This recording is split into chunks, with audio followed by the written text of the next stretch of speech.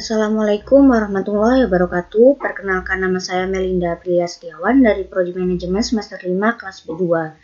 Di sini saya akan memenuhi nilai ujian akhir semester pada mata kuliah ekonometrika. Saya akan menjelaskan mengenai pemodelan ekonometrika. Saya dari anggota kelompok 5. Pokok pembahasannya yakni ada 6 poin. Yang pertama, kriteria memilih model. Yang kedua, jenis-jenis kesalahan spesifikasi dan pengujiannya. Yang ketiga, kesalahan pengukuran. Yang keempat, model nested non-nested. Yang kelima, kriteria pemilihan model. Yang keenam, contoh kasus. Kriteria memilih model. Ada 6 poin, yakni yang pertama, prediksi yang dibuat harus logis. Yang kedua, harus konsisten dengan teori. Yang ketiga, variabel independen tidak berkorelasi dengan variabel gangguan. Yang keempat, adanya konsistensi parameter. Yang kelima, menunjukkan data yang koheren. Yang kelima, model harus komplit. Jenis-jenis kesalahan spesifikasi dan pengujiannya. Yang pertama, mengeluarkan variabel independen yang relevan. Yang kedua, memasukkan variabel independen yang tidak relevan. Yang ketiga, menggunakan bentuk fungsi model yang salah. Yang keempat, kesalahan pengukuran. Yang kelima, spesifikasi yang salah tentang variabel gangguan atau error term. Mengeluarkan variabel yang relevan. Misalkan model yang relevan adalah per 9.1 dengan rumus YI sama dengan BO plus B1 X1I plus B2 X2I plus EI. Karena alasan tertentu, variabel X2 dihilangkan sehingga per 9.2 dengan rumus YI sama dengan B0 plus B1 X1I plus EI. Karena per 91 adalah pers yang benar, maka penggunaan model 9.2, maka errornya per 9.3 dengan rumus EI sama dengan E1I plus B2 X2I. Konsekuensi mengeluarkan variabel relevan X2. Jika X2 yang dikeluarkan berkolerasi dengan X1, maka estimator per 9.2 menjadi bias dan tidak konsisten.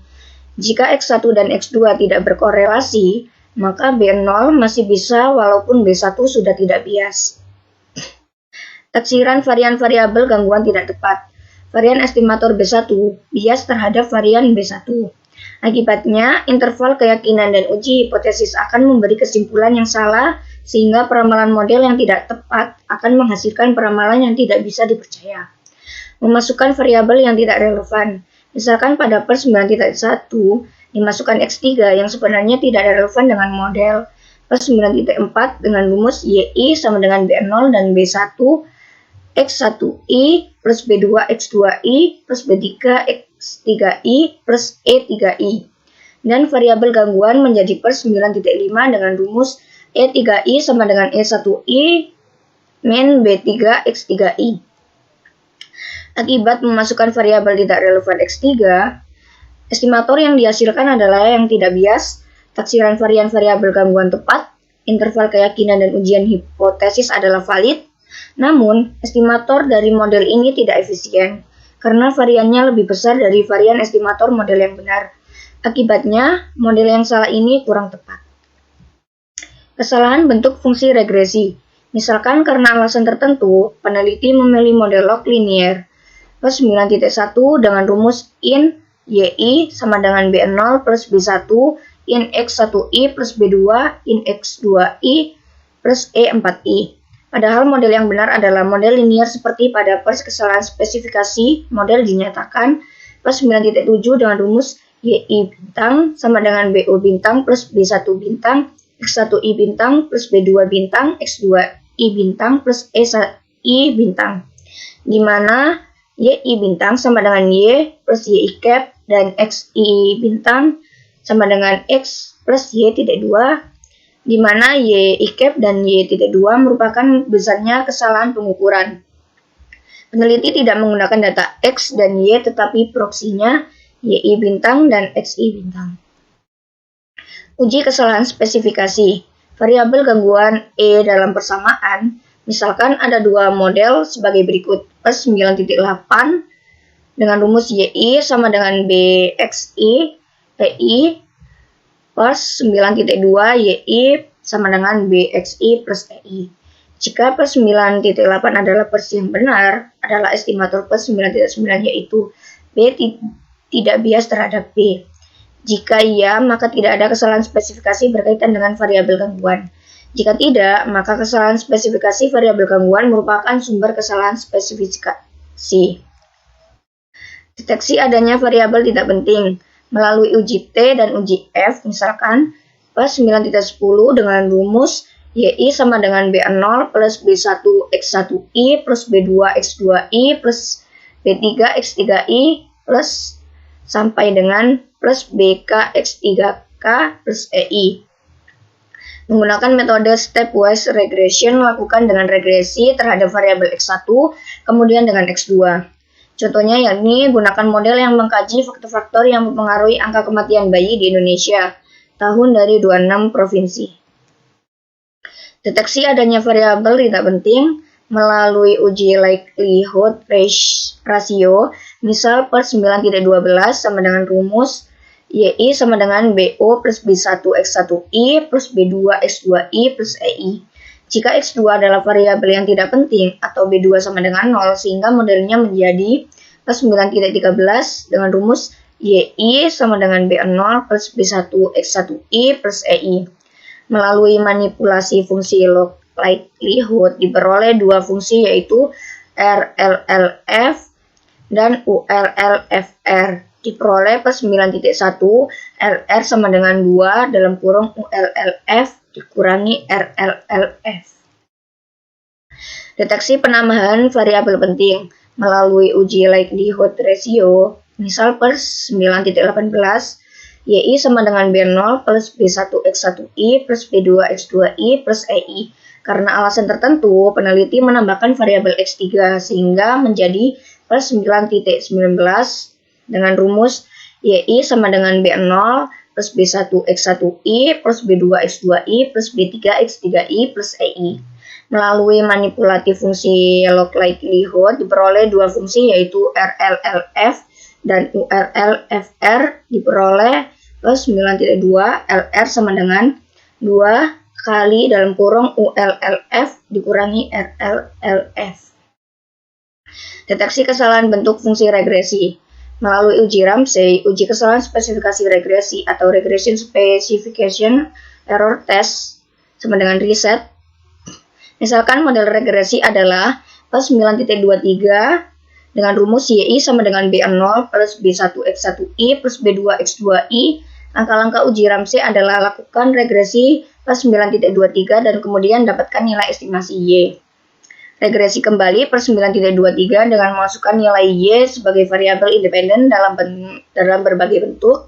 Ramsey menyarankan dalam bentuk pangkat N plus 1 sehingga diperoleh persamaan per 9.24 dengan rumus YI sama dengan B0 plus B1X1I plus B2X2I plus B3 YI2 plus B4 YI3 plus B5 YI4.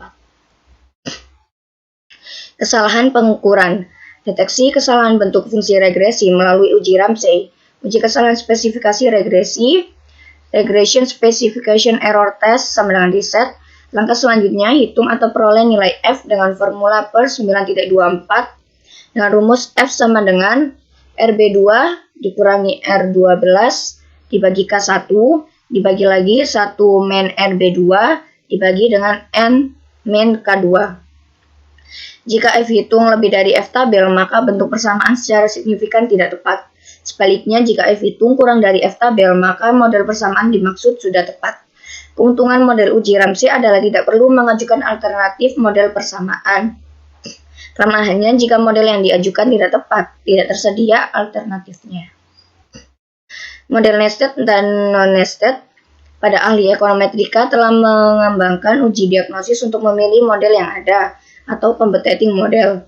Model pertama yakni dengan rumus YI sama dengan B0 plus B1X1I plus B2X2I plus B3X3I plus B4X4I plus EI.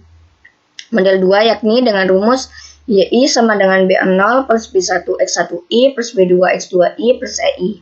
Model 2 merupakan kasus khusus dari model 1 sehingga model 1, model 2 disebut model nested dan model 1 disebut model non-nested. Model nested dapat diuji menggunakan uji F, uji T, uji LR, uji WAL, dan uji LM.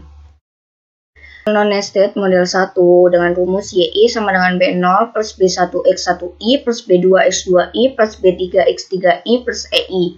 Model non-nested adalah model yang bukan merupakan bagian dari model yang lain. Misalkan ada dua model. Model 1 yaitu dengan rumus YI sama dengan B0 plus B1X1I plus B2X2I plus B3X3I plus EI. Model yang kedua yakni B0 plus B1Z1I plus B2Z2I plus B3Z3I plus EI.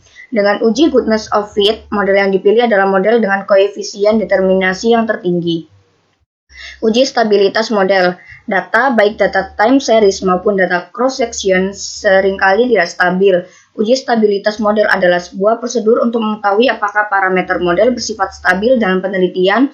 Untuk menguji stabilitas parameter sudah dikembangkan beberapa uji, seperti uji CHO, uji recursive residual, uji QSUM, dan uji prediksi CHO. CHO's Forecast Test. Kriteria pemilihan model kriteria R2 dan adjusted R2. Kriteria ini didasarkan pada ide bagaimana meminimumkan standar error dari regresi. Kriteria CP yang didasarkan atas bagaimana meminimumkan mean squared error dari prediksi. Kriteria AKIK atau AKIK Information Criterion atau sama dengan AIC dan Scarce Information Criterion sama dengan SIC. Kriteria ini didasarkan metode maksimum likelihood atau ML. Contoh kasusnya yakni Marsha Timothy tertarik mempelajari dampak kehadiran supermarket terhadap pedagang retail tradisional atau warung sembako di daerah perkotaan di Indonesia. Marsha Timothy memiliki pendapat bahwa kehadiran supermarket diduga memberikan dampak terhadap keuntungan atau profit warung sembako. Untuk membuktikan hal itu, Marsha Timothy melakukan pengumpulan data pada 2 titik waktu yaitu Januari dan Desember 2016 untuk setiap pedagang retail tradisional. Kehadiran supermarket terjadi pada bulan Juni sampai Juli 2016. Selanjutnya, Marsha Timothy menyusun model ekonometrika atau empiris yang dinyatakan sebagai berikut. Prof I sama dengan B0 plus B1PI plus B2DS plus B3 PIX DS plus B4 DIJ plus B5 DSX DIJ plus EI. Dengan Prof I adalah keuntungan profit warung sembako ke 1, PI adalah nilai penjualan untuk warung sembako ke I, DS adalah variabel yang bersifat dummy bernilai 1 untuk observasi yang diambil setelah adanya supermarket pada bulan Desember 2016 dan 0 untuk sebelum adanya supermarket pada bulan Januari 2016. DIJ adalah variabel yang bersifat dummy bernilai 1 jika warung sembako berjarak sangat dekat dengan supermarket dan 0 untuk berjarak sangat jauh. PIXDS adalah variabel interaksi antara PI dan DS, sementara DSXDIJ adalah variabel interaksi antara variabel DS dengan DI. Berdasarkan informasi di atas, berikut adalah beberapa pertanyaan, yaitu apabila B2 mengukur hal apakah variabel interaksi PIXDS di dalam model, dan apabila nilai B3 kurang dari 0, jelaskan pengertiannya. Dengan adanya variabel DXXDIJ di dalam model, jelaskan maksud digunakan variabel interaksi ini, dan apabila nilai B5, jelaskan pengertiannya. Pembahasannya yakni yang pertama B2 menunjukkan perbedaan profit warung sembako antara setelah adanya supermarket dan sebelum adanya supermarket. Dengan asumsi ceteris paribus, apabila B2 kurang dari 0, artinya profit warung sembako setelah adanya supermarket lebih kecil dibandingkan sebelum adanya supermarket untuk warung sembako yang memiliki nilai penjualan dan jarak dengan supermarket yang sama. Pengertian koefisien variabel interaksi PIXDS. B3 adalah perbedaan marginal profit warung sembako antara sesudah dan sebelum adanya supermarket. Apabila B3 kurang dari 0, artinya marginal profit warung sembako setelah adanya supermarket lebih kecil dibandingkan sebelum adanya supermarket untuk warung sembako yang memiliki nilai penjualan dan jarak dengan supermarket yang sama. Yang C, kegunaan variabel DXXDIJ adalah untuk mengetahui perbedaan profit warung sembako setelah dan sebelum adanya supermarket yang lokasinya dekat dan jauh dengan supermarket. Apabila B5 kurang dari 0, artinya profit warung sembako setelah adanya supermarket yang lokasinya dekat dengan supermarket lebih kecil dibandingkan kategori lainnya, yakni warung sembako setelah adanya supermarket yang lokasinya jauh dengan supermarket, warung sembako sebelumnya adanya supermarket yang lokasinya dekat dengan supermarket, dan warung sembako sebelum adanya supermarket yang lokasinya jauh dengan supermarket. Yang D, apabila sekarang variabel dummy jarak, DIJ diubah nilainya menjadi 1 sama dengan jauh dan 0 sama dengan dekat serta variabel lainnya tetap. Maka persamaan regresi baru menjadi Prof I sama dengan BO plus B4 plus B1 PI plus B2 plus B5 DS plus B3 BIX DS min B4 DIJ min B5 DSX DIJ plus EI. Sekian penjelasan yang dapat saya jelaskan mengenai pemodelan ekonometrika. Apabila ada kurangnya, saya mohon maaf. Wassalamualaikum warahmatullahi wabarakatuh.